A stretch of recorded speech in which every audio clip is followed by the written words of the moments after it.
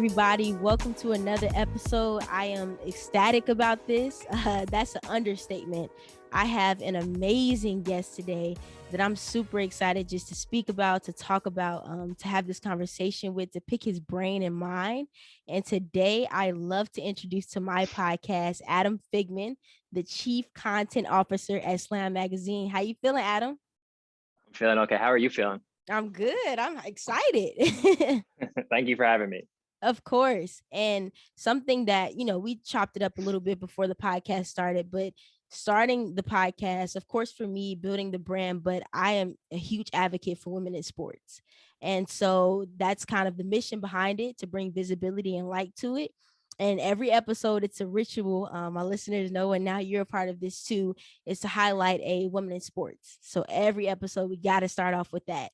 And I'm sure you're aware. I'm pretty sure you're aware of who Chanae is, and a player for the Sparks. And she just executive produced 144 for the WNBA and the anniversary of that 25th year, which was amazing. So just want to give that kudos to her, shout out to her, just because I think there's one thing to say diversity inclusion, but then there's a different thing to say visibility.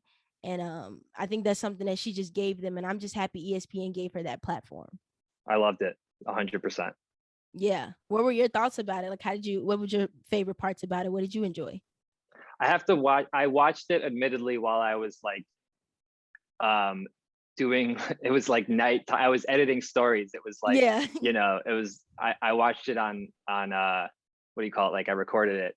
So I watched it while I was editing stories. I'm going to watch it again this weekend, and I'll give you a proper breakdown. But I did see Camille Busita, who runs W Slam.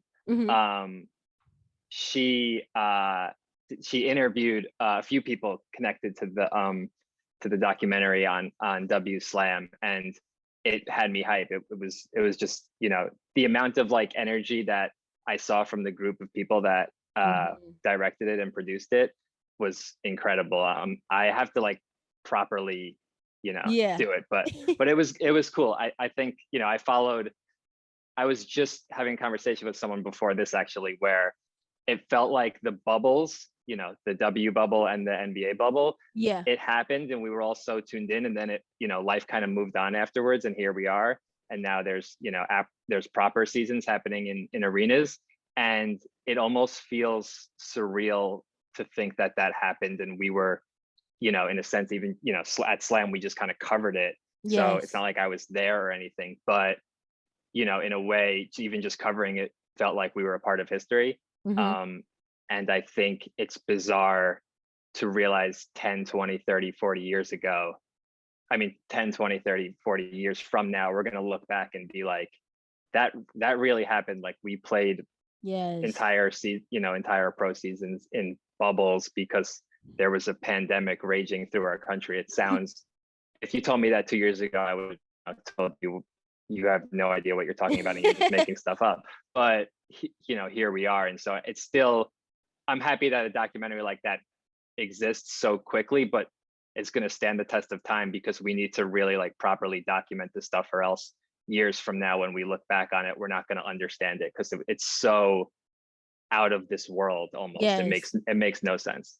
I totally agree. And just speaking of that time, even before we really dive into the rest of the things, like that was the time where I released the podcast in quarantine. So there was just so much to talk about. And it was just so amazing, the solidarity that the WNBA has. I don't know about you, but in my opinion, their sisterhood is better than any other league in sports, period. And it's just so amazing how they can just continuously come together, continuously speak up. The bravery that the Atlanta Dream had, just so many people, is just crazy. And to say you played a part in that is bizarre. It's amazing. I think I played no part in it, but I think, hopefully at Slam, part of what we stand for is, amplifying the right things. And amplifying important things. And I think even if we did so much as amplify some of the amazing things that the WNBA players, were doing last summer, then we helped in a very, very, very small way. But still, compared to the amount of amazing stuff that they accomplished, it's nothing. They literally changed the world. You can't really overstate that. You really I can't. agree. I Yeah. agree. And for those who are listening, I'm sure they heard Slam magazine. It was just like, Mhm. okay, who is Adam? And you have this title, but what really does that title entail? Like, tell me, explain your role. What do you do for Slam magazine? Sure. So my title is Chief Content Officer. I I started at Slam a lot of years ago. I'm very old. Uh, no, I started at Slam as an intern and kind of worked my way up to my current status. But even starting a few years ago, I was named editor in chief 2016, and at the time, Slam staff was about 9 people. There was probably maybe 5 people on the editorial side and 4 people on the business side. So being editor in chief really consisted of um, being the editor of the magazine and Hmm. then kind of managing the content on the website. And that was about it. Maybe we had a couple of social channels. We probably had, at Slam, our main Yeah. channel on Instagram and Twitter and Facebook. And that was really it. Over time, over the next few years, the job expanded as the role expanded, right? So the title changed from editor in chief to head of content to chief content officer. And the reason it evolved like that is because we expanded and we started doing more and more and more. So we Hmm. built and I can go deeper into this if you'd like, but we built a whole network of social channels from, Yeah. the aforementioned W Slam to League Fits, Slam Kicks, Slam High School, Slam Rewind. Slam We have a everything. Slam Everything. We started a merchandise division. We have the magazine still. We publish, a proper issue of Slam 6 times a year. We do about anywhere from 6 to 10 special issues a year. So we probably make upwards of a dozen print publications per year. Yeah. We have our website. We have our newsletter. We have lots of video content that we make for anything from YouTube to Instagram Hmm. TV to TikTok to Twitter. We're all tons of video content, so it's really this wide ranging media role. So the job has evolved over the past few years, but all of that content, whether it is the magazine, the website, the newsletter, all the social channels, all the video content that we produce, it all kind of I manage all of that stuff, frankly. And at Yeah. this point, to be honest with you, it's not so much as managing every single little piece of content because we do a lot. It's more about managing the staff and making sure everyone's Mm. kind of rowing the boat in the same direction and doing the right things, as opposed to, you know, giving edits on every single little video we make or editing Yeah. every single story we do, because I think we do way too much for one person to have to do all of that. Totally. Y'all have a lot of content out. It's amazing. And just because you've explained your role and you also just touched on from the start, you were intern here and you've worked your way up and been in this promotional position. And of course, before I have people on the podcast, I gotta read more up on you. Gotta figure out a little bit more. And something that I read was you were like, hey, I started as an editorial intern and I love Slam. Um, let's start there. How did the opportunity with Slam come about? I graduated college in 2010. At the time, I don't know how to explain this to someone who didn't really know about, kind of like, not that you don't, but just in general, it was it's bizarre, but it really was such a different time. And if you, Hmm. I think even to this day, I think of 2010 as this kind of like before and after moment where LeBron's decision happened. And that summer, there was so much coverage of it that I don't think Mm. we'd ever seen in the basketball world. We'd ever seen so much coverage of off court stuff happening. Hmm. They were literally like, Twitter was aflame, and they were doing so much as covering where LeBron's plane was, trying to use the exact place where LeBron's plane was to figure out where he was going to sign with. Like, it was Yeah. intense. And I had just graduated college and I was relatively directionless. I wanted to be a music writer, actually, but at the time, Wow. basically between 2007 and 2000, 9, 10, the print media world more or less fell apart. Magazines were closing left and right.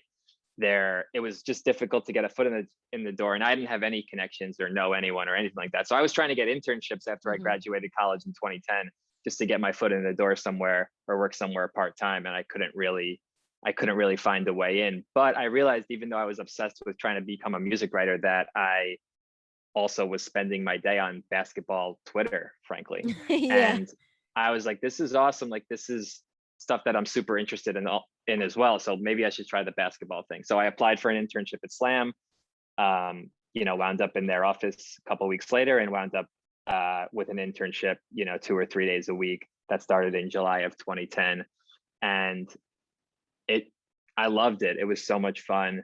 I was writing stories about basketball players that I considered to be heroes, talking to them on the phone, Wow. managing the website, they gave me the Twitter password and were like, here, just do stuff, figure this thing out, which I thought was cool as That's so as a dope. 21-year-old. Now I think, the social media is a little bit more, it's like a higher up position to just be given the Twitter password and say, we don't really say, here's Twitter, go do whatever you want to Yeah. interns anymore. But at the time, that's how it worked. And, I was also doing regular intern stuff like bringing sneakers to a photo shoot or transcribing interviews to, for editors and stuff like that. But I was hungry. And so I just did everything I could, worked as hard as I could, was given a job, maybe a half a year later, maybe 4 to 6 months later, I would say early 2011, I joined full-time as an associate editor. And from there, hung around a lot and just tried to learn as much as I could. And also, use what I knew about the internet and apply it to Slam whenever I could, which is what they wanted more than anything. That's amazing.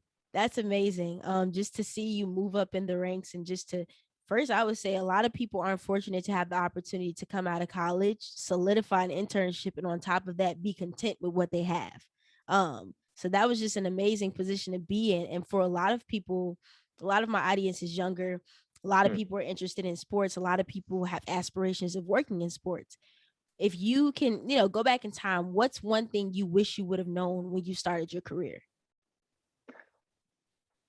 One thing I wish I would have known, well, I probably would have stressed a little less if you told me that everything was going to be okay and I would be able to figure it out. But I don't regret, stressing out over it or being anxious about it, because I think that created a level of urgency that helped me, Yep.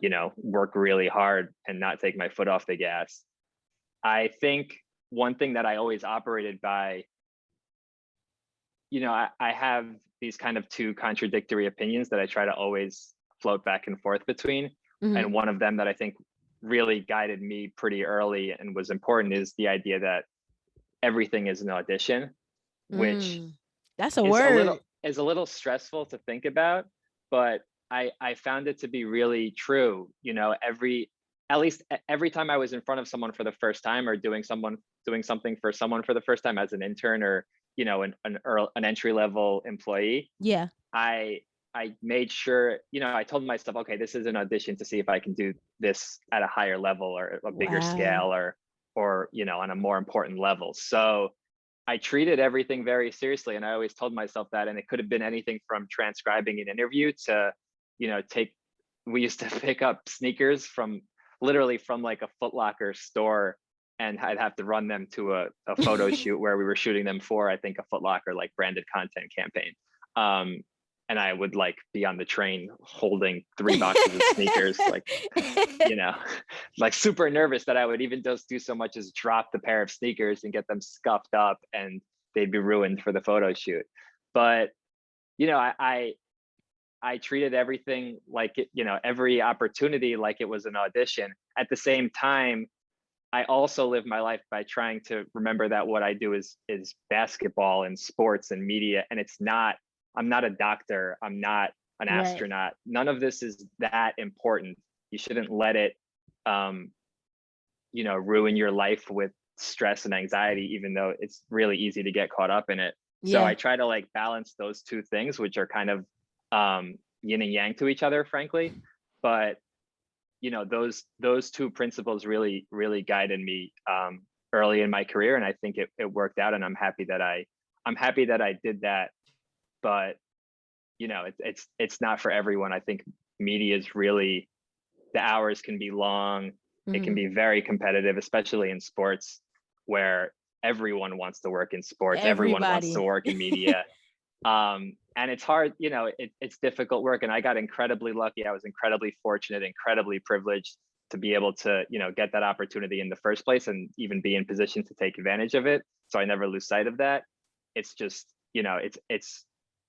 it's okay that it's not for everyone. Also, I think that's something that I've seen. I've had a lot of conversations with people through the industry over the years, and there are a lot of people that are doing different things now, frankly, maybe more interesting things, maybe things that make them more money. And that's cool too. I don't lose sight of that either. I think there's a bigger world out there for sure. So, Yeah. I just try to stay focused and do what I That can do. was that was an amazing piece of advice. The duality of what you said, not stressing out too much, still having Mhm. sanity within yourself, but also this is your chance. And I think that's just so important because a lot of the times in sports, you may come across this person once and never be able to make an impression again. And it's just so important to solidify that. And that's just some great advice for me. And I really do try to live by that when it comes to first impressions. And outside of just, what happens, what you would have told yourself for somebody who specifically wants to go into editing, into media, like what what advice would you give them? Like what should they be doing right now in this sort of time that we have that would just prepare them or propel them away from their competition? So it's amazing the times we live in, because I have to ask, when you say editing, you mean like story editing, text editing, right? Yes. As opposed to video editing, which is different, but a huge part of what I do also. Not that Hmm. I'm a video editor, but we have video editors on staff. But you mean story editing, Yes. and traditional magazine editing, I guess. Yeah, I think that you want to be an amazing writer and you want to be an amazing editor. That means that you need to really take it seriously from the perspective of like reading absolutely everything. That's Mhm. one of the things that I really grasped onto early on. I mean, when I was interning, I was on the train every night. I would steal old magazines out of the Slam mail room.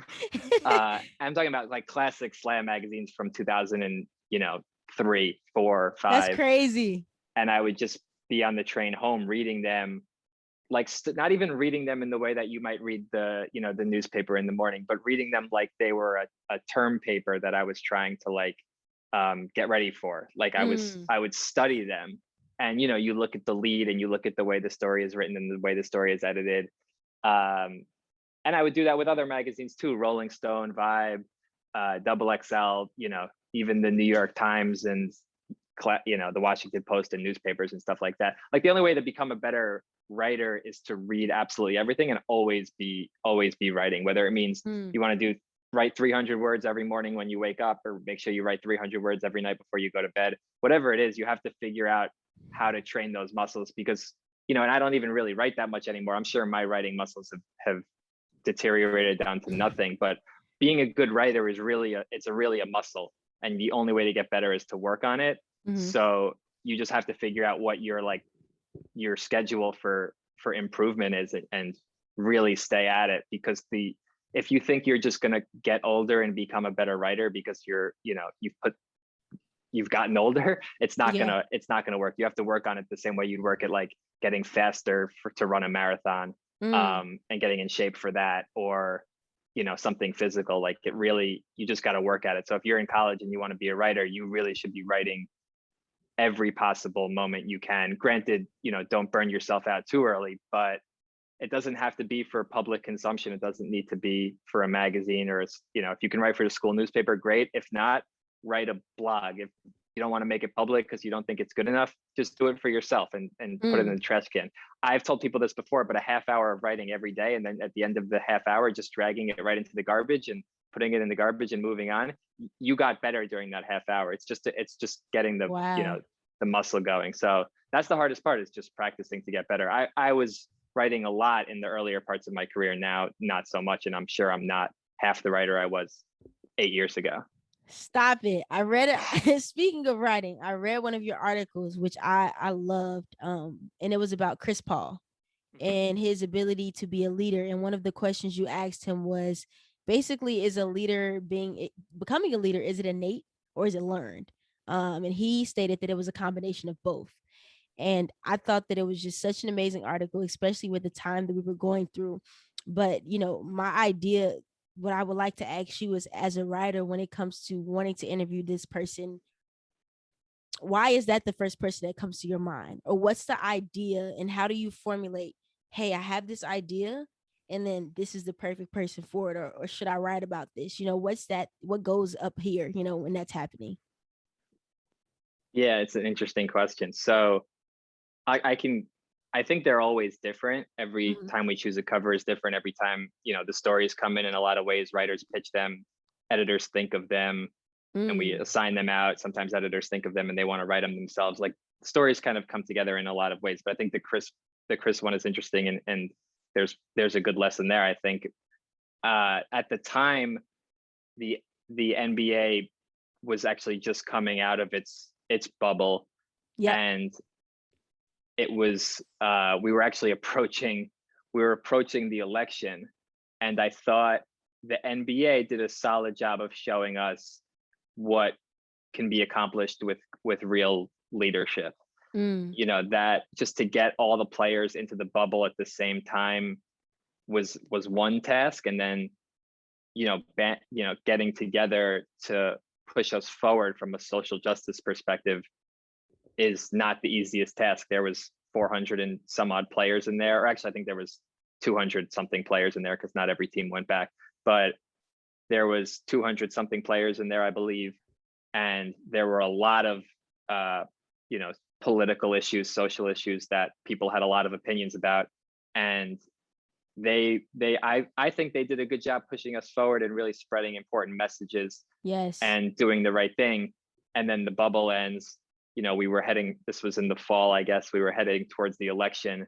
I remember I watched the debate, the Trump Biden, I want to say it was the first debate. It was just a mess. An Can absolute mess. am I allowed to curse on here? Yes, yes. Be you. Okay. It was a shit show. And they I think it was the first one. Trump was just like screaming constantly over. He mucked it up so much that like nobody was making any points. It was Yeah. just it was like, I can't believe that the whole country is sitting here and thinking that this is what um, leadership looks like. Mm. I hope no kids are watching this basically, and Yeah. if they are, I hope their parents are telling them that this is not what good leadership is. And I was thinking, I always put everything I do through a basketball lens because I work at Slam and I love basketball, Yeah. and I put it through that lens and thought, like, you know what is the NBA showing us in terms of leadership? And Mm. to that degree, I thought Chris was a good example of what actual good leadership was. Yes, yes, He yes. was the president of the Players Association. The Players Association had been doing really important work. The players, did end up sticking together in a pretty meaningful way. And I wanted to, show Slam's support for that. So Mhm. to me, Chris was kind of the perfect cover subject at the time. Um, and he was down to be on our cover and kind of spread that message also. And that's where we ended up. I'm forgetting exactly what the cover line was, but I remember it was something along the lines of, this is what a leader looks like. Mhm. And I thought that was an important message at a time when I didn't necessarily think people were watching TV and seeing what leaders look like, because Mm. that was the first of, I don't know, two or three or four debates when it didn't feel like America was seeing what a good leader was. Yeah. And at least in our world, we can't control the world, but we have a big voice in the basketball world that sometimes extends beyond it. And I thought Chris was the right kind of player to be spotlighting at the time. So, that's how we decided to put him on the cover. And then the cover story that you mentioned kind of got filtered through that lens too, where it was like, let's talk to Chris about what leadership looks like, Yeah. how it happens. And he's someone who's kind of been that leader his whole career. And I was just curious, do you learn that? Do you improve on that? Do you get better Mm. on that? Or are you just who you are? And if you're in the right circumstances, you're built for it or you're not. So that was really the foundation of that conversation. Yeah, I that's amazing. And I think the great thing, for creatives and people in general is there's so much inspiration all around us, that can literally inspire us to think about something and be like, okay, it clicks. And that's something that you did. And Chris, perfect person for you all to think of. And I commend you all because the article was amazing that you wrote, by the way. I loved it. And I mean, for me, Chris is just a leader. I mean, we're talking about being the leader of the organization that over the Players Association. Mhm. On top of that, for me, who do you know is taking an OKC team to the playoffs and then going to the Suns and killing it?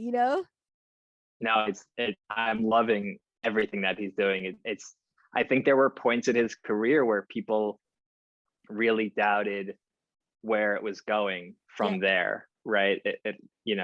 Houston, and then he goes to OKC. Like there were definitely a few moments where it was like, all right, this is a good to decent, young 30 something, but in the early 30s point guard who's probably, just signed a huge contract that people didn't think he deserved and yep. was on his way out of the league. And towards the end of his career, his contract, he's going to be dead weight. And he proved it all wrong. I mean, he stopped eating red meat and he got his shit together.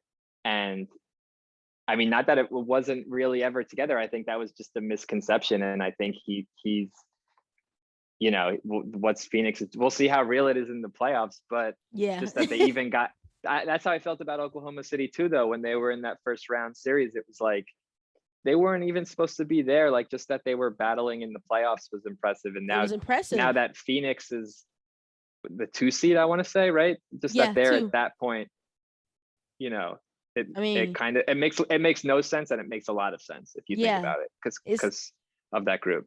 it's like what can you ask for? And just speaking upon that, like you said, it's innate and learned too. But like for me, the definition of a leader, I mean, there's so many things we can say, but for me, it's also a person who can go somewhere and literally affect everyone around them in a more positive way. And I think that's something that we've just seen with Chris, like you said, OKC in the playoffs. And I mean, actually playing good with a super young team, it's like, Mhm. what? And now you're on a better team with more equipped people with D Book. So the playing games, I'm excited. I don't know what you thinking. How you feeling about this Lakers Golden State matchup? I'm excited. I'm the wrong person to ask for NBA predictions, but I think, you know, it's I can't believe LeBron is in this situation of having to like fight his way into the playoffs. I feel like I'm in a different dimension because I'm so used to him just kind of walking in there Yep. uh, for the past like damn near 2 decades. So this idea of a LeBron team having to go through the play-ins is just, it makes no sense to me. But I am excited. I mean, not to play favorites, but I do hope both the Lakers and the Warriors wind up in the playoffs, Yeah, because I just think it'll be more fun if they are, to be I honest with you. agree. I Yeah. love the matchup though, just Hmm. because I think it'll just continue to bring out the best in Braun. Like he's not going down without a fight in the same way for Steph. Steph's been on fire, man. So who do you have coming out of the West? Ooh, to be very honest with you, I don't have a person. Like I don't have a team. Like I feel like Hmm. this is the first time where it's just like I really truly don't know. Like at all. So Okay, it's I crazy. don't know either. I think that makes it a lot more fun though. It's pretty rare that you can't even, nobody feels comfortable even throwing a single dart and being like, yeah, I got the Mhm. Clippers, or I got the Lakers, or I got the Yeah.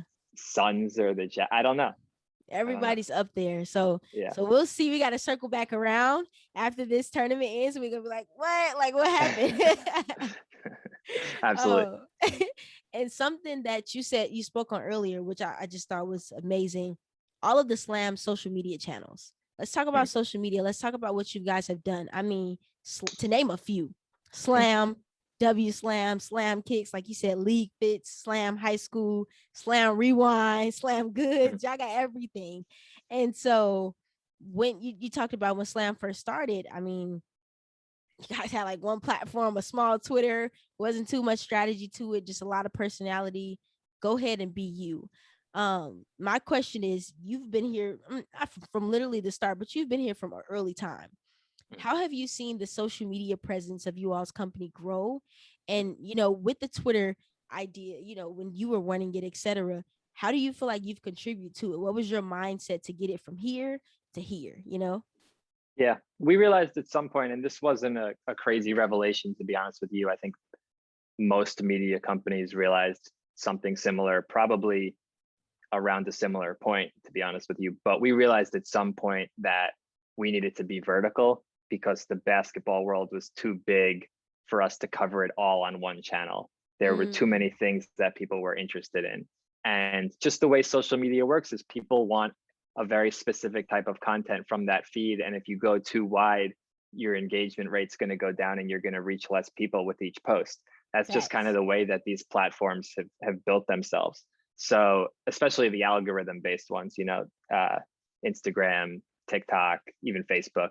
So we we thought of it through that lens. In 2016, we had Slam and we had Slam Kicks. Slam Kicks, made sense from a long time ago to start its own vertical because even from a print magazine perspective, Kicks has been its own publication Yep. that Slam has made once a year, starting in, I believe it was 1998 or 9.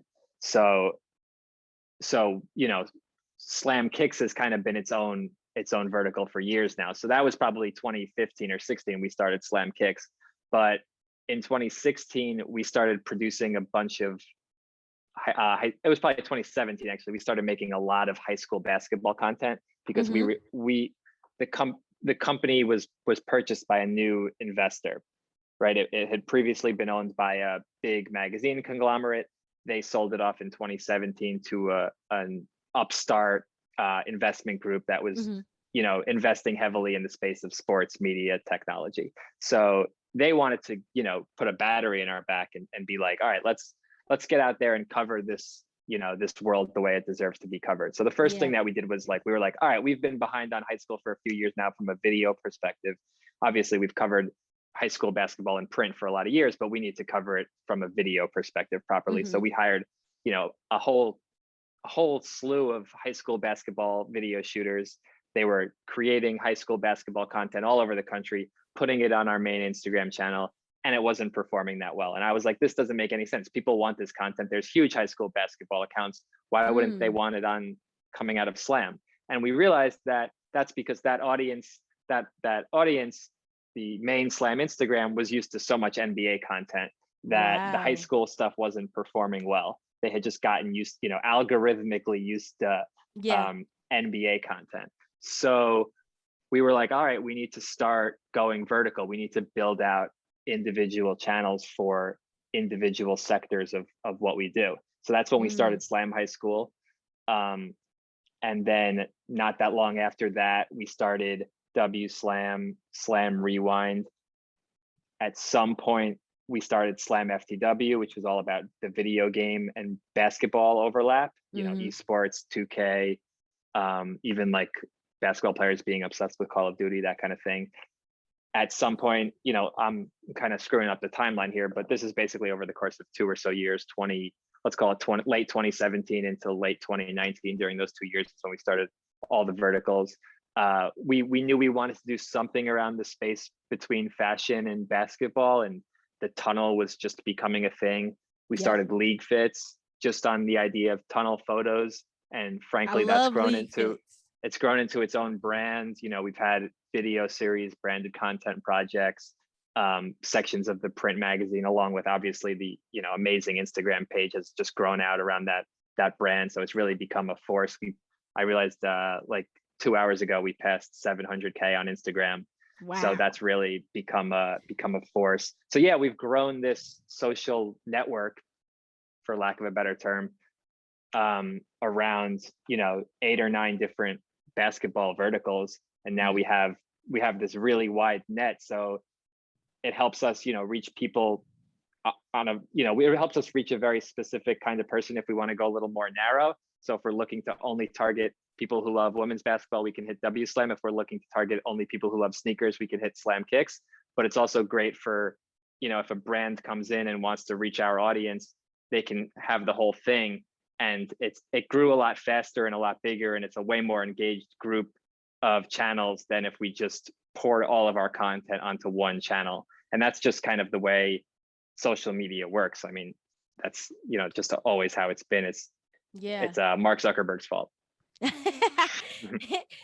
That's so funny. And something that you said that I just think is amazing. Me also being a marketing major, I'm a marketing Mhm. major, and I'm just really into social media marketing, trying to build the brands of athletes. And that was just key for me.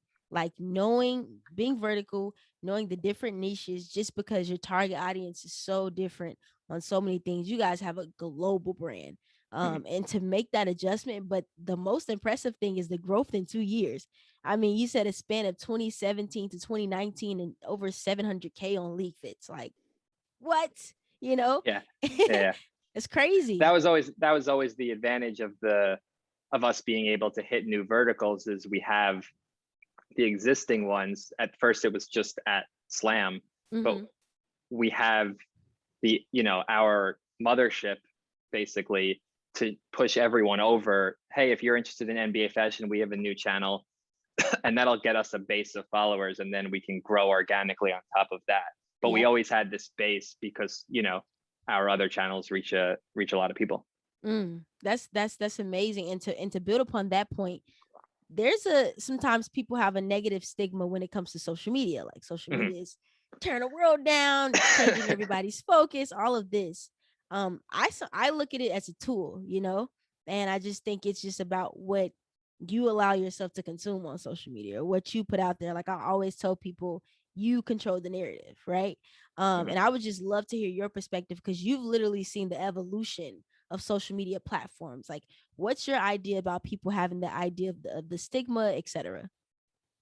I think two things can be true. It could be really good and amazing and help amazing things happen, whether it's people finding people who are similar to them and like the same stuff as them and building Yeah. relationships, or just as simple as like sometimes when something funny happens on Twitter and everyone's making jokes about it, it's the best place in the world. There's nothing Yeah. there's nothing like all of Twitter getting together to roast one thing that when it's deserved, that is the best thing in the world and the funniest thing in the world, and amazing. At the same time, some horrible things have happened because of social media, obviously. uh, I think we saw that in the country of the United States over the past few years. Yeah. Just absolutely terrible things are able to be amplified because social media wasn't regulated properly, or people were using it for horrible things, and there's Mhm. no denying that. I think in terms of how I try to consume it, or my mentality towards it, is just trying to, and I've always been pretty bad at this, but I am trying to get a little better with just limiting personal consumption and just being smart about it. Mm. um, I'm still always on social media, but I try to take responsible breaks when I can.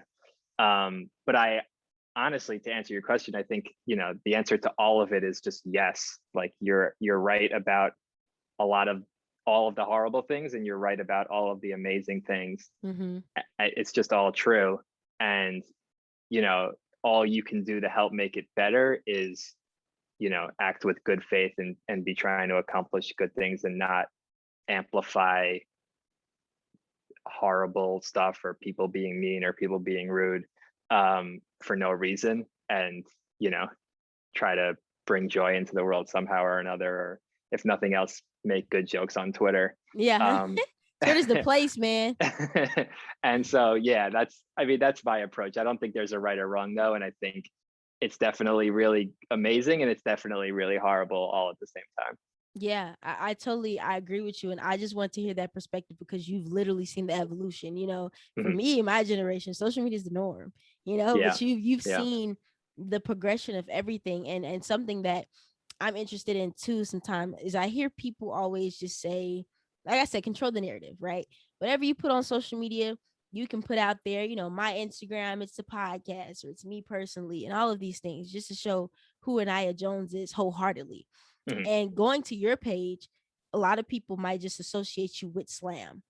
If Yeah. there would be advice for a person who, let's say, is just, doing something with athletes or doing something in sports, how do you not become the identity of the company? Like, how do you separate your own brand?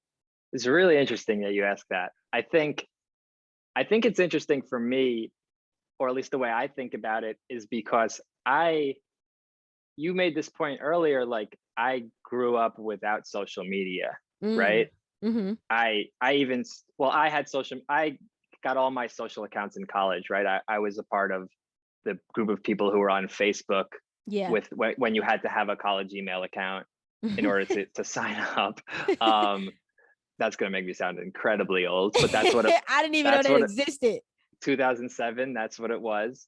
And I got a Twitter account. I want to say 2009 or so. I probably was lurking as of 2008 and maybe signed up in 2010, something like that. So I started social media basically when I started my career, Mm-hmm. right? That's when social media actually became a part of my life. Before then, even Facebook in college was like a social thing. It was like, here's photos from the party last night or this kind of thing, or here's a bunch of people saying I'm going to this event, and it's like the local concert or whatever, but it wasn't like a work thing. It wasn't like a professional person thing. Yeah. And there was no news feed. It wasn't like a sharing articles type of thing either. So I've I've I never wrapped up my identity as a human being in my social media presence. So I Mm. can use Instagram to show just a bunch of slam covers. I should show some other stuff, and I'll get back to that, I think. Because to your point, I could see why someone would see my Instagram page and just be like, wow, his entire life is wrapped up in slam. Yeah. But from my vantage point, it's like you could see whatever you want. I don't care that much. It doesn't If Mm. someone thinks that, it doesn't really affect me, but I know that have a whole life outside of that, and my friends know, and my family knows, and it doesn't, it's not who I am. It's not my entire identity, Yeah. because my whole life, my identity has never been directly correlated with what I'm putting on social media. I think there's probably a generation of younger folks who think of their social media pages, whether it's everything from Instagram, what they put permanently on their feed, what they put temporarily on their stories, what they tweet, what they post on Snap, what they post on TikTok. They Yeah. think that the group of those things is directly tied to their social status Mm-hmm. or their professional status, one of the two usually, and sometimes both.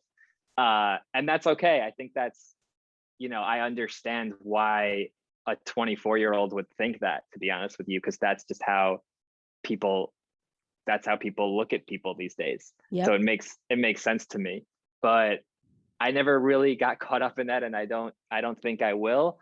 Um, and so if someone, I would just recommend people like go outside and hang out with your friends in the park and Yeah. not post it on Instagram even one time and just see how that feels.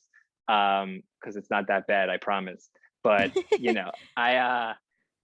I don't know. I guess ultimately, if someone did see that, to your point, if someone went on my Instagram page and just only saw slam things and was like, wow, his entire identity is wrapped up in slam, I would say, like, why?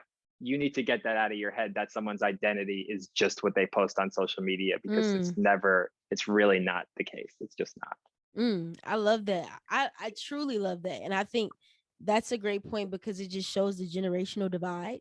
Yeah. And just the way You're people calling me start old, but to it's okay. No, stop it. No. Your experience. There's a difference. Right, right. Generational divide. Yeah. No, you're right though. 100%. 100%. Keep going. Sorry, I cut you off. No, you're good. It's I think that's a great point because sometimes, I mean, even with validation, people can get so caught up in fear and Hmm. things just simply just because of social media. And it's like it's not that serious. So I was just really curious, because I think that's a great point. I'm pretty aware every human is more than that, but just wondering where your perspective was when it comes to that. How do you approach social channels and kind of getting wrapped up even in your identity matching what you post on social media? Yeah. So before the podcast, to be very honest with you, you wouldn't see me on Instagram. Like I just wasn't the type of person, like people really just didn't know what I did because I just wasn't the type to take pictures of everything and post it. Just wasn't me. And so I think with this, it gave me, I mean, people need to hear it, right? And so I had to figure out a way to push it out to my target audience. And that was my way of posting. and now I've become more comfortable with posting other stuff, but people truly don't see everything. But I do try to find a diversification of what I put, just to Mhm. show that I'm a little more than that.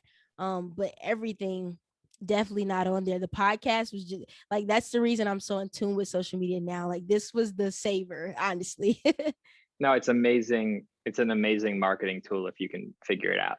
Hmm. Yeah, 100%. you can get so connected with so many people, like it's crazy.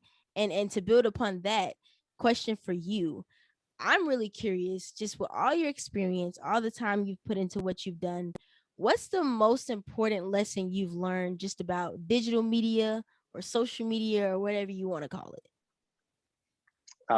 The most important lesson. Wow, I need a few hours to think about that one. it? um, I mean, when I think about what I've learned and what I've taken away, it's that the it's I'm trying to think of a not too corny way of saying it, but I think I've seen enough, and I haven't been, hopefully I'll be around this stuff for decades more. I have no right to speak like a grizzled veteran by any means, but I have seen enough, and I've seen things ebb and flow, and I've seen platforms come and go, and media companies come and go, and Yeah. you know, players in the space come and go enough to know that the most important thing is a strong brand. And Hmm. you're going to succeed more in certain formats than others. You're going to have some franchises that are going to get hit harder than others, but you really can't devalue whatever the brand that you're working on at Hmm. at any cost, because it's easy to forget when you're really hyped in the moment. But I've seen enough. We're pivoting to Facebook video now. We need a Snapchat strategy. Now we got to Hmm. get on TikTok. No. Now everyone's back into long form stories and Yeah. text stories. No. Now print is dead. Wait, print is back, but e-commerce, newsstands are dead, but e-commerce is back, so we can sell magazines like this. Like, I've seen so many pivots around the industry that Yeah. I know that the one thing that kind of stays constant for any media company or even individual or team or whatever it is a brand. And so Hmm. you can't, if you devalue your brand or you water down your brand, you're gonna the long-term effects are gonna stay. Mm. You can't just like kind of wipe that off if you screw up a brand. But what you can do is, if you don't succeed on every single platform to the utmost ability, as the brand stays strong, there's going to be more opportunities to figure it out. There's going to be more places to Mm. win, because there's always more places to win, and there's always more time to figure it out. But there's nothing quite like a strong brand to pull people. And that's super important. I think that's something that we really drill down on at Slam, and that everyone that works at Slam understands, because through all of our work, just last week we dropped a few covers, but for our newest issue, we have J.Cole, I love it. Julius Randle with RJ Barrett, and then 4 WNBA players, uh, Yep. all on one cover. And we had these 3 really strong covers, really strong cover moments. And the sales were great. We sold a bunch of magazines, we sold a bunch of cover T-shirts. Yeah. We'll have more cover T-shirts in the future. We'll sell a bunch more. All that stuff is amazing. But what is really amazing is the power of how that enhanced our brand, so that now, Mm. not just moving forward, this has been like this for 27 years, Yeah. but we reinforce the fact that Slam tells the best, most authentic, most credible basketball stories in the game. And we try to enforce that whenever we could, right? So Hmm. that to me is the most important thing. It's the strength of the brand. Mm. That's That wow. was a rambling answer to your question. I'm sorry I went so long. No, you're good. It's amazing though. Like, that was an amazing point, and we can jump right into it because that was my next question. So, Mhm. one of the most recent, J. Cole. Now, Mm. I'm gonna let you in on a little bit about me. I'm the biggest J. Cole fan ever. A few people have told me that the past like 2 or 3 weeks, so you have competition, but that's cool. You like the album? Yes, love it. Okay, cool. Good to Love hear. the off season. Have you listened to it? Yeah, of course. I like it a lot. What's the favorite songs? Let's The talk about first some J. one, the Cole. first one, the first 95 one. South. Yeah. I like J. Cole a lot. I love Cameron. Mm, So hearing him on the intro made me very happy. I wish he was given the opportunity to, drop a proper verse on there. That would have yeah. really, taken it to the next level, in my humble opinion. But the album was cool. I'm a fan. I'm not. I'm not a. I'm not a super super fan in the way Yeah. you and a few Slam staff members are. But I really like his music. I'm with it. I mean, Yeah. I remember um he had a song called Higher, and he had a song called Who That. Like that was my entry. That was probably either '09 or 2010. So I really watched, the whole journey.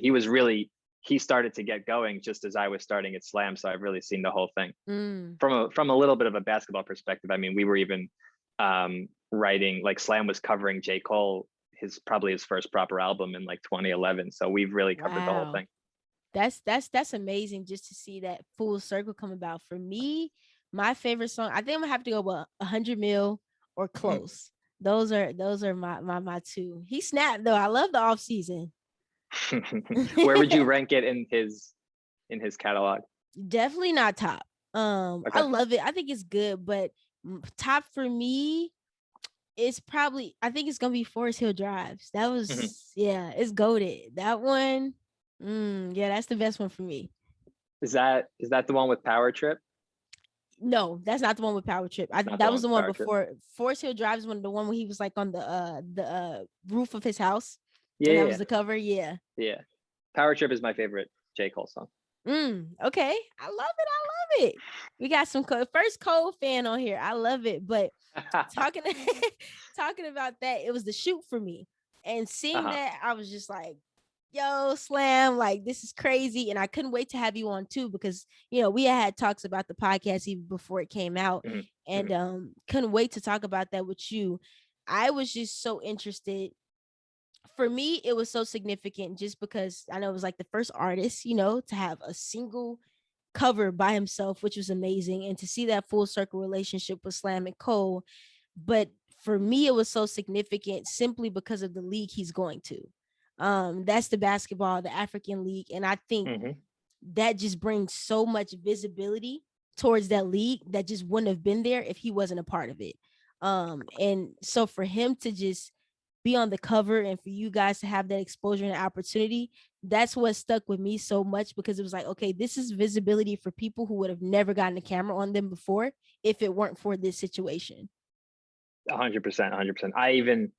I saw that he was going to the Basketball Africa League, and I was reading about it, and I hadn't even realized. I knew it had some connection to the NBA, some Mm-hmm. sort of formal connection, but I hadn't realized that it was like a formal joint venture between the NBA and FIBA.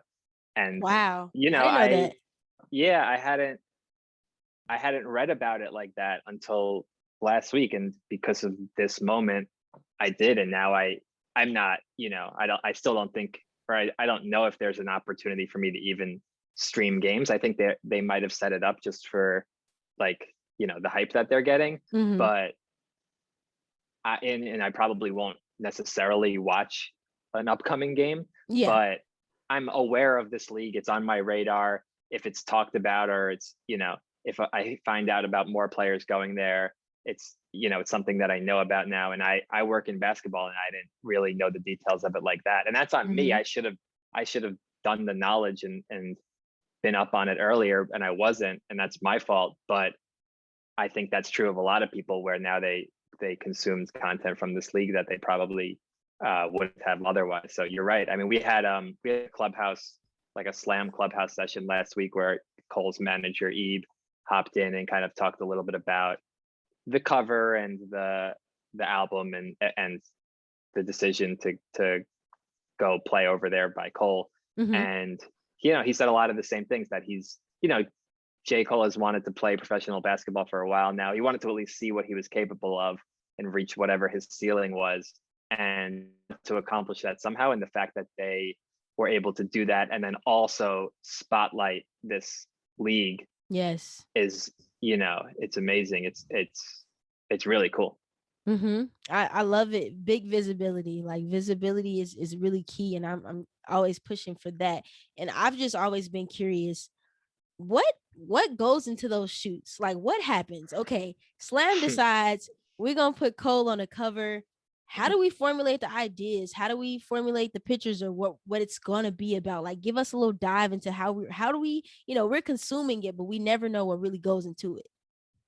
So I wish it was as easy as us just saying we're gonna do it, and then that means that it happens. A few people have to say yes, but yeah, I mean, we think of the idea. In this case, really interestingly, so I've actually thought about putting Cole on the cover a few times in the past. We've reached out, but I don't think we ever really had the right dialogue with the right person over the years. Mm, It's something that has come up in the office a couple of times. I think we actually had a music issue like 3 years ago, and I think someone reached out to Cole's manager, being like, "Would you guys want to do something for it? Maybe we could do a cover." But it was a little wishy-washy. I don't think we really approached it being like, "Let's do a cover. We know we want to," yeah, you know. And he wasn't necessarily in the place of wanting to do it either. He's always been selective with how much media he does. As very far as much I know, so. this was the only, magazine cover he did this year and the only proper like long form story interview he did this year. Mm-hmm. So he doesn't do a lot. And I guess with this album and the, everything being so basketball themed, and someone in Cole's camp was like, we should do a Slam cover. They actually reached out to, the go-between was Interscope Records, which is one of his record labels. So Mm-hmm. they went to Interscope that, handles a lot of this stuff, and um said, how can we make a Slam cover happen? Interscope reached out to us. Wow. We ended up talking directly with Interscope and with Cole's people, and I laid it out to them. Okay, well, we have, if we're going to do this to be released in this time frame, which was around the time frame when it came out, we would need to shoot it by this date. I need, a few hours. We need to do a photo shoot. We'll need to do an interview. We can do it anywhere in the world. We can do it any time of day. We'll find the location. We're super flexible Mm-hmm. based on talent availability. And they were like, okay, we'll get back to you. And then they came back to us and they were like, look, the album's out, approximately this date. They didn't even have, a Wow. specific date. They were like, the album's out around there. Um, when's your drop dead deadline for a shoot? Told it to them. They said, okay, we're available the day before that, Wow. in Raleigh, North Carolina. And, from there, we're off to the races. We have to find the location, get the location approved by Cole's people, because they have to be willing to get there. We found a Mm. local, like I call them like YMCAs, like a local community center, Yeah. that had like a good outdoor court option. We also had a couple of indoor court options in case it rained, which I really didn't want to happen, because I think there's something about that cover that's so It's North amazing. Carolina. Mm-hmm. It's very like the trees in the background. It's like a real authentic outdoor court in North Carolina, like the ones that Cole probably grew up playing on. Yeah. So I'm happy it didn't rain. And yeah, it happened. There's a stylist there with a whole bunch of clothing for him. There's a barber there to cut his hair immediately before the shoot. There's a couple of security guards there in case anyone acts up. And we did a shoot for probably 5 hours. I would say we were on Wow. set. He got up on the hoop. That was the first look. We shot him sitting on the hoop. I thought it was going to fall and we were going to, tear Cole's I heard ACL. during the God cover he was forbid, like, "Is but this sturdy?" Like it definitely was a little iffy, but it was fine. And then, he changed his clothes. We do a second look. We break for food. Might have done a third look real quick. And then that was it. Then he goes inside. He sits for the magazine interview. Sometimes usually we'll have a video component to it where we do the okay. interview on camera, or we do something else on camera. But in this case, it was really for a real magazine long form text story. So he sat with the writer, Brandon Jenkins, Mm-hmm. And they sat inside for probably an hour, just talking, the two of them, nobody else around. And, Brandon came out after, was like, that was great. Cole takes off. We got a bunch of photos and an interview done. And then a week later, we're done. We chose some photos. We chose, we get a group of people together for a cover line conversation, we call it, to Mm-hmm. make sure that everyone's aligned on what the cover is going to say. And if you look at that cover, you'll see J.Cole dedicated to the game. Basically, the cover lines is something that people take pretty seriously. You want to frame the cover in the proper context. So Mm-hmm. I wanted something with game in it because I knew, to me, it would reflect the duality. Game could be basketball and game could be rap. So I Yeah. think I like that line because he's dedicated to the game. Regardless of what game you're referencing, he's pushing himself to the limit. And literally a few days later, we were out the door. And then about a week and a half after that, we posted on the internet, and here we are. That's the whole process. Wow. Yeah. Wow. That's amazing. And for the listeners, we get an in-depth virtual slam But to be magazine. clear, that's not how every cover comes to life. I'm just being Mm, honest with you. It's different. Usually it's us reaching out to an agent or a team public relations person, mhm. sometimes both, and being like, we'd like to put XYZ player on the cover. Or players on the cover. They say yes or no. If they say yes, we find a date, and then everything else happens the exact same way. Okay. That's the only part that is different. Is this was an inbound, usually it's outbound. Although pretty often agents hit us up and say, can you put, my client on the cover? And sometimes Yeah. our answer is yes, and sometimes our answer is no. But it's just a lot of trying to get the right player at the right time. It's all a timing game, to be honest with you. I'm curious just about one more shoot that I really love. Mhm. Kyle Lowry, Drake, DeMar Mhm. DeRozan. Was Mhm. that outbound? Was that inbound? How did we get that going? So that was my probably favorite cover for a long time, maybe Mm-hmm. even still. Yeah, I did that one soup to nuts. Like, that was 2016. We had the idea, we pitched it to the Raptors. They were like, obviously we love this, but it's not really up to us, it's up to Drake's people. Mm. They looped in Drake's people. Drake's managers both said, we actually like this, we're in. Let's just figure out how to make it happen. That kind of set it all up to happen, but also from a schedule perspective, logistics perspective, all that kind of stuff, it was intense, and they even ghosted us a few times through the process, and I thought it was all going to fall apart. We probably Wow. started the conversation in January of 2016. The shoot was in March, and February was All-Star Weekend in Toronto. So I was spending a lot of time during that weekend trying to track people down. Like, I spoke to Kyle Lowry's agent, I spoke to DeMar DeRozan's agent, I Mm-hmm. spoke to Raptors PR, I spoke to Drake's manager. Like, I was just talking to everyone and being like, are you in? Will you help me make this happen? Are Yeah. you in? Will you, talking to Kyle's agent and saying, tell Kyle to text Drake to say he wants to do it. So I knew that Drake would do it if Kyle and DeMar texted him and said, we want you to do this. Like, he wanted to be in good favor with those guys, and vice versa. So it Mm. was really it was Smart. like a lot of back channeling going on, for sure. And then the agents are pushing the players to push Drake. I have Drake's managers pushing Drake, but at the same time they do stuff on their own schedule, and things come together slowly and really whenever they're ready. So yeah, Wow. it was just a lot of back and forth and figuring it out. But we ended up. I went back to Toronto probably a month after that All-Star Weekend in March, and at 7 p.m. on a Friday night, we had a photo shoot, and Kyle and DeMar got there like a half hour early, and we did all their interview stuff, even did like solo photo shit stuff. And then, like every other shoot, I'm always standing there saying, I wonder if the player, or in this case, rapper, is going to actually show up. Mm. Because I'm always nervous that they're not going to. That's just how I'm built, that I will be Mm-hmm. nervous about any photo shoot happening until I see literally like finger on camera being pressed.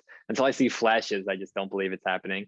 And Drake walked in about a half hour later wearing a suit, camera ready, had, all makeup, haircut, all that stuff done previously. I don't know makeup, but like he had his, styling and Yeah. haircut. He didn't show up and need any time. Usually that's pretty standard that if, you kind of built in time for a haircut or to get some food or to pick out clothes or anything like that. Like Drake needed none of that. He showed up and he was in front of a camera 5 minutes later. And I was like, Wow. wow, this really happened. And then yeah, that, from there we were That's good. An amazing. hour, a month later we had a cover out. But that one, I really didn't think that one was going to happen until I saw the cover. I got there on Thursday morning for the shoot. That was Friday night, and I went to the Raptors game on Thursday night, and Hmm. they had a game Saturday night, and I knew a few members of the Raptors media, so I saw them at the game Thursday night, and they were like, "Why are you here? Why are you in Toronto?" And I was like, "I'll tell you on Saturday. Like, I'm not even gonna Mm, tell you the reason I came to Canada until I have done the thing that I came here to do." And right. then when I come to the game on Saturday night, which I did go to, I was like, all right, I'm here because we did a Drake cover. And they were stoked and I was stoked, but I didn't even want to say it out loud until it was in the bag. So Yeah. yeah. Wow, that's amazing. It's amazing to just hear how everything comes together so differently and how Mhm. you can be anxious, about these things coming together. Oh, every That's time.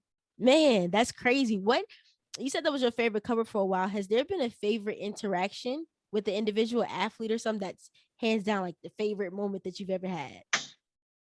I don't know about a favorite in that regard, but my first cover as editor in chief was with Carl Towns, Wow, and okay. he was awesome. Showed up, stayed for probably 4 hours or at least three. I remember he was like, "Look, I have so much respect for what you guys do. I'm here as long as you need me for." And again, I'm newly made editor in chief, like still figuring it out how to Yeah. really do it all properly. I knew the process, but I didn't, have it mastered by any means. And the fact that this guy who was, a newly superstar in his own right, like had really this is probably late 2016, like heading into that season, Hmm. the 16-17 season. He was an NBA player for maybe a year or two at this point, but had really popped. He was accelerating fast, Yep. and he he made it easy, and he was a pleasure to work with.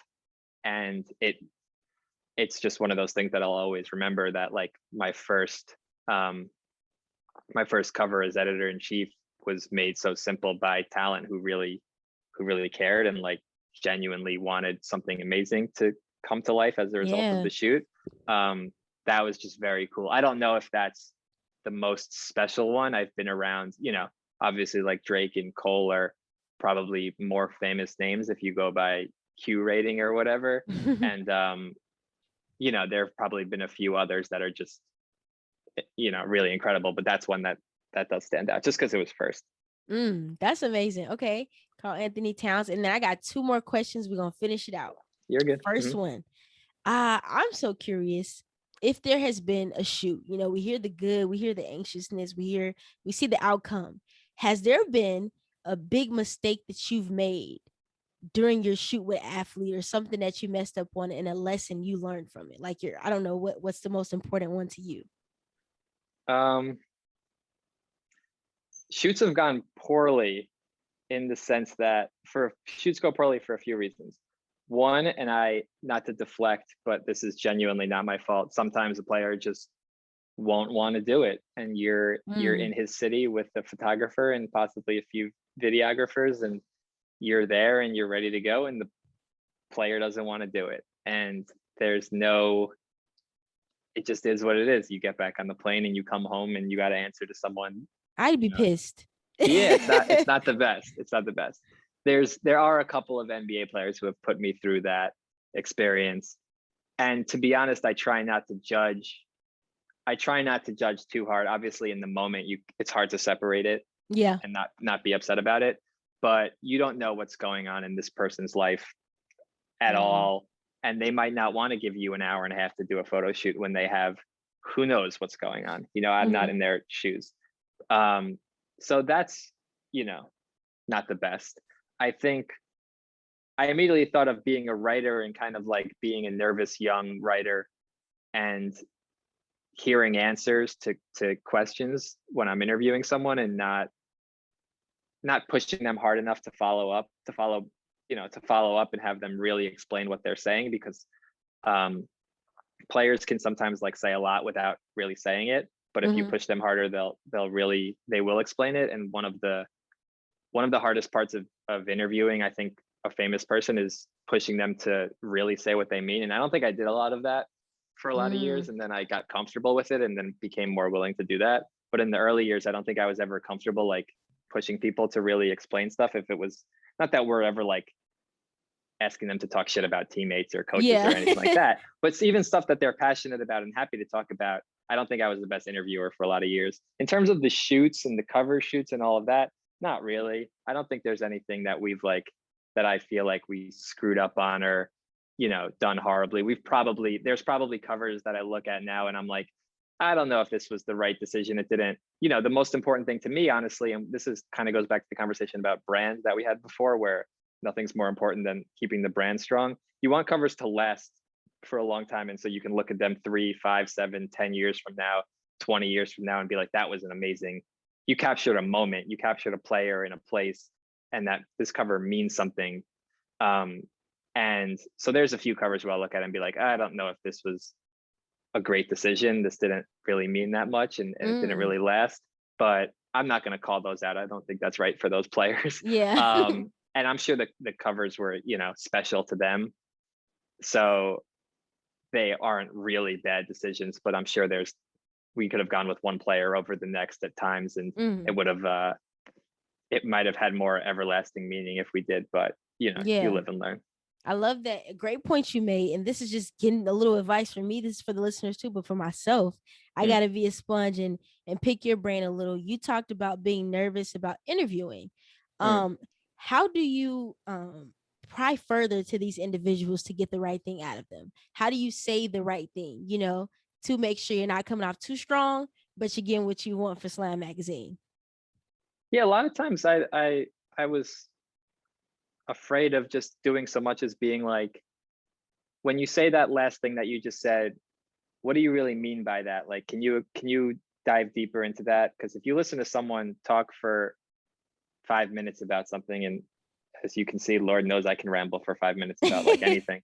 Um, there's probably, if they hit a bunch of points, there's probably a thing that's somewhere in there that's really interesting that they'll only go deeper into if you push them to and you ask them to.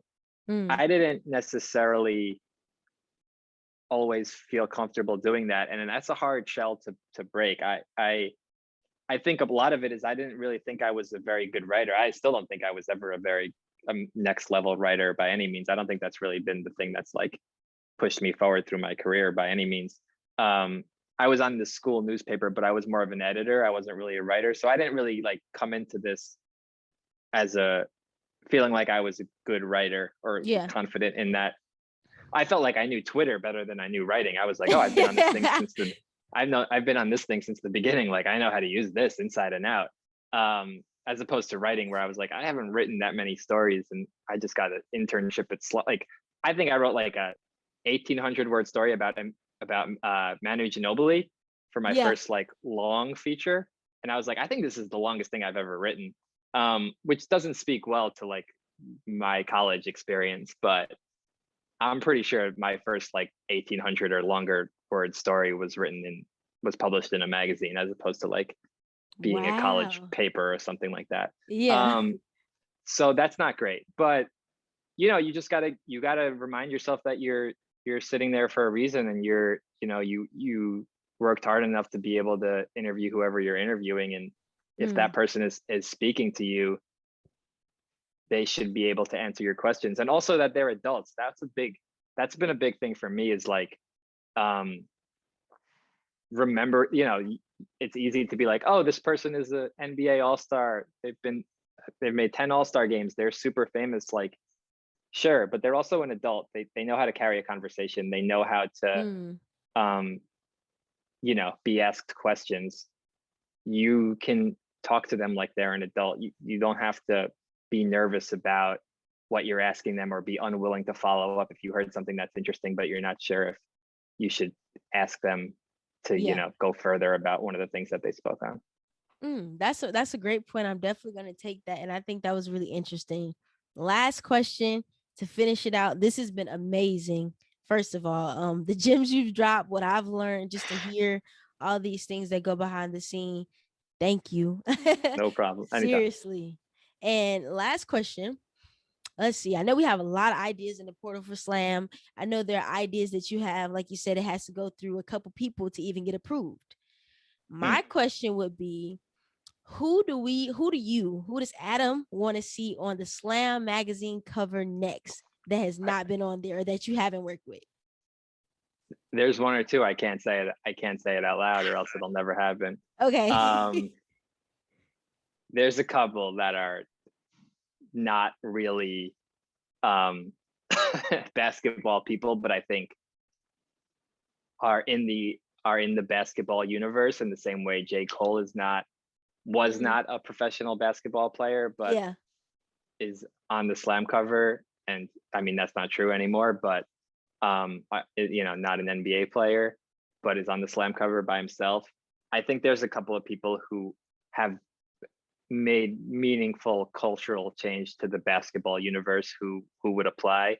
So I'd like to, that would be cool. Yeah.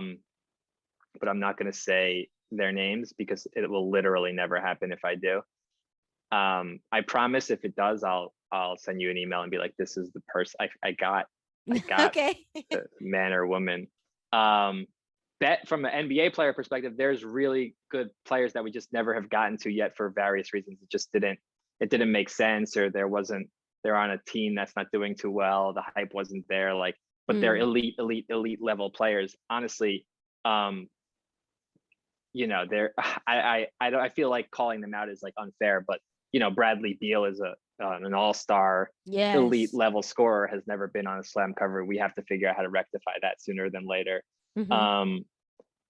There's probably 2 or 3 others that are super high level players that have never been on the cover, and I'm sure we'll get to them pretty soon. But yeah, I mean, just so I don't give you no names because that feels like a cop out, I'll give you one and I'll say Bradley Beal very much deserves it.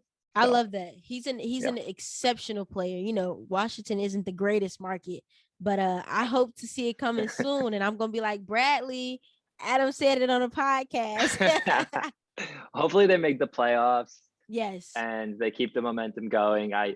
They've been fun. I mean, I think a lot of people thought they'd be a real, bottom feeder this year, and it seemed for a second like that might happen. And then I did. And now here we are, like they're on the verge of making the playoffs, and I think they have to win twice or once. I'm not sure. I think they have to win twice. Oh no, they have. If they play Boston, that means they have to win once. So they might. They're 1 win away. I think they're one of those teams that you don't really expect that much from them in the playoffs, but nobody's gonna want to play them. They're feisty. Nobody's gonna want to play them. So I agree. It's interesting to see, but if y'all do a sports podcast segment, we're always here. No doubt. But man, Adam, I appreciate it. Like I said earlier, this has been super fruitful. I've been so excited about this, just to speak with you, pick your brain, learn from you, and just really have this conversation with you. So I'm so appreciative of this.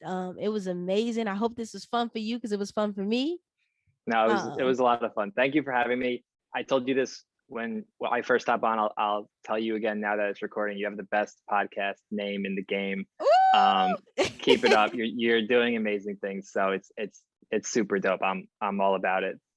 Thank you for having me. Thank you, man. I appreciate it. And thank you for everybody who's tuning in. If you haven't, subscribe, leave a 5-star review, and share with everybody who has watched the Slam. Any video had a cover, whatever the situation may be, so they can just get these gems from Adam. But without further ado, we out, and I appreciate y'all.